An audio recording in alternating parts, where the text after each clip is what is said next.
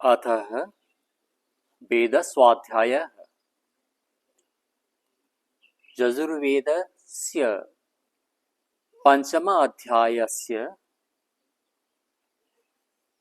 22 मन्त्रस्य पाठः भविष्यति। ॐ देवस्य त्वा सवितुः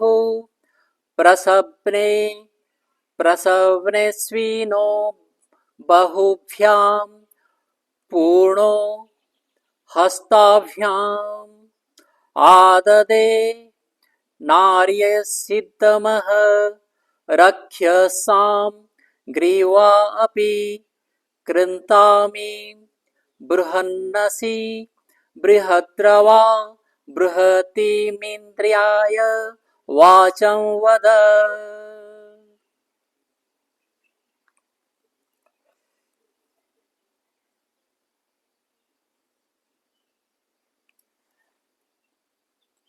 अब फिर यह यज्ञ किस लिए करना चाहिए, इस विषय का उपदेश इस मंत्र में किया गया है। पदार्थ: हे विद्वान मनुष्य, जैसे मैं देवस्य सबको प्रकाश करने आनंद देने व सवितुः सकल जगत को उत्पन्न करने वाले ईश्वर के प्रसवे उत्पन्न किए हुए संसार में जिस यज्ञ को आददे ग्रहण करता हूँ, वैसे तू भी त्वा उसको ग्रहण कर, जैसे मैं नारी यज्ञ क्रिया वा इदम यज्ञ के अनुष्ठान का ग्रहण करता हूँ, वैसे तू भी ग्रहण कर, जैसे अहम मैं रक्षणाम रक्षसाम दुष्ट स्वभाव वाले शत्रुओं के ग्रीवाहा सिरों को भी अपिकृन्तामि छेदन करता हूँ, वैसे तुम भी छेदन करो, जैसे मैं इस अनुष्ठान से बृहद्रवाहा बड़ाई पाया बड़ा होता हूँ, वैसे तू भी हो, और जैसे मैं इंद्राय परमेश्वर की प्राप्ति के लिए बृहतिम बड़ी वाचम वाणी का उपदेश करता हूँ, वैसे तू भी कर। भावार्थ है, इस मंत्र में वाचक लुप्तो अलंकार है।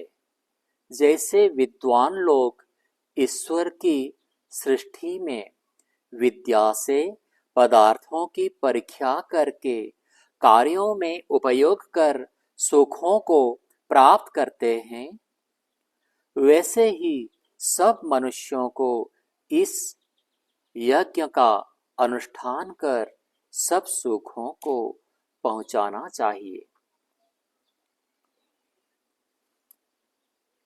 इस मंत्र में कहा जा रहा है कि वह सबको प्रकाश करने वाला है, वह आनंद देने वाला है और सकल जगत को उत्पन्न करने वाला है।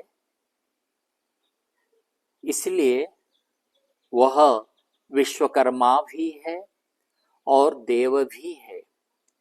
प्रसवे उत्पन्न किए हुए संसार में वही परमात्मा ये जो समस्त जड़ जगत को प्रसव किया है, उत्पन्न किया है। और वैसे तू भी उसको ग्रहण कर। जैसे ये जड़ जगत में जो जो विद्याएं हैं वही सर्वत्र विद्यमान सबसे अधिक विद्यायुक्त परमात्मा कह रहे हैं कि तुम भी इस जगत में सन्निहित सब पदार्थों में जो जुड़े हुए विद्या है। जैसे अग्नि में क्या विद्या है, अग्नि को कैसे कैसे हम व्यवहार करके अन्य अन्य द्रव्य बना सकते हैं, जल को कैसे कैसे व्यवहार करके अन्य अन्य द्रव्यों में उपयोग कर सकते हैं, कैसे ये अग्नि जल वायु आदि जो पदार्थ है इन पदार्थों को व्यवहार करके मनुष्य स्वयं सुखी होता है और दूसरों को सुखी कैसे कर सकते हैं, इसको तुम जान और उस विज्ञान को जानकर स्वयं के ऊपर और स्वयं प्रयोग करके सुखी हो। और एक विषय यहीं पर कहा जा रहा है, रक्षसाम मैं दुष्ट स्वभाव वाले शत्रुओं के ग्रीवाह सिरों को भी छेदन करता हूं। जो दुष्ट स्वभाव वाले लोग हैं, जो दुष्ट स्वभाव वाले कृतघ्न अधार्मिक अन्य को पीड़ा देने वाला, उनको राक्षस कहा जाता है। परमात्मा कह रहा है रक्षसाम, ये सारे जो दुष्ट स्वभाव व्यक्ति जो कि इस भूमि पर भार सदृश अपना जीवन बिता रहे हैं, जिसमें ये भूमि त्रस्त है, ये पृथ्वी माँ जिसको नहीं चाहता है, उनका ग्रीवाहा सिर को मैं अपिकृतांतमी छेदन करता हूं। ईश्वर कह रहे हैं तुम भी वैसे इन दुष्ट व्यक्तियों का सिर को छेदन करो, अर्थात उनको नाश करके ये हमारा संसार में केवल धार्मिक व्यक्ति को आप रक्षा करो और अधार्मिक व्यक्ति का नष्ट करो। धर्म की जय, अधर्म का नष्ट, ये केवल नारा की बात नहीं, ये परमात्मा इस वेद में कह रहे हैं कि प्रत्येक मनुष्य को, प्रत्येक धार्मिक व्यक्तियों को पापियों का नष्ट चिंतन करना पड़ेगा। मान लीजिए कोई एक पापी है, वो अन्य सभी व्यक्ति का घर में घुसकर डकायती, चोरी, हत्या और व्यभिचार कर रहा है, तो वही व्यक्ति, एक व्यक्ति को अगर हम नाश कर दिए तो फिर उस संसार में रहने वाले अन्य धार्मिक व्यक्ति चैन में वे अपना धार्मिक कार्य कर सकते हैं।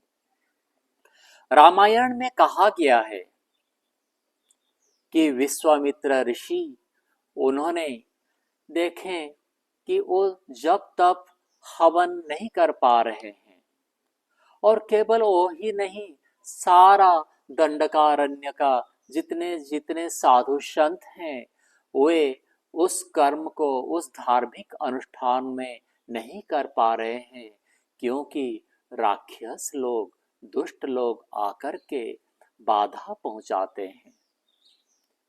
तो उन्होंने निश्चय किया कि मैं इन दुष्टों का नाश किए बिना धार्मिक नहीं हो सकता हूं। तो निश्चित करके उन्होंने फिर अयोध्या आए और राम और लक्ष्मण को ले करके अंदर में उन्होंने सर्वप्रथम विद्या दान दिए। कैसे विद्या से, धनुर्विद्या से आप तीर चढ़ा करके उन दुष्टों को वध करेंगे, वही विद्या विश्वामित्र ऋषि ने दान दिए। फिर उस विद्या के आधार पर उस विद्या को नियोग किए संसार में और सारे दुष्टों को नष्ट कर दिए। फिर सारे जितने ऋषि थे वे कृतज्ञ होकर के अपना धर्म कार्य में लिप्त रहे। ये सारा जो संसार है ये वीर भोग्या वसुंधरा कहा गया है। आप अगर धर्म को कोई कायरता समझ रहे हैं तो ये संपूर्ण अधर्म है। श्री कृष्ण भी कह रहे हैं, तुम गांडीव को उठाओ रे अर्जुन। ये सब मरे हुए प्राणी हैं जिन्होंने जब अधर्म आचरण किया जा रहा था तब अपना सर को नीचे कर दिए थे।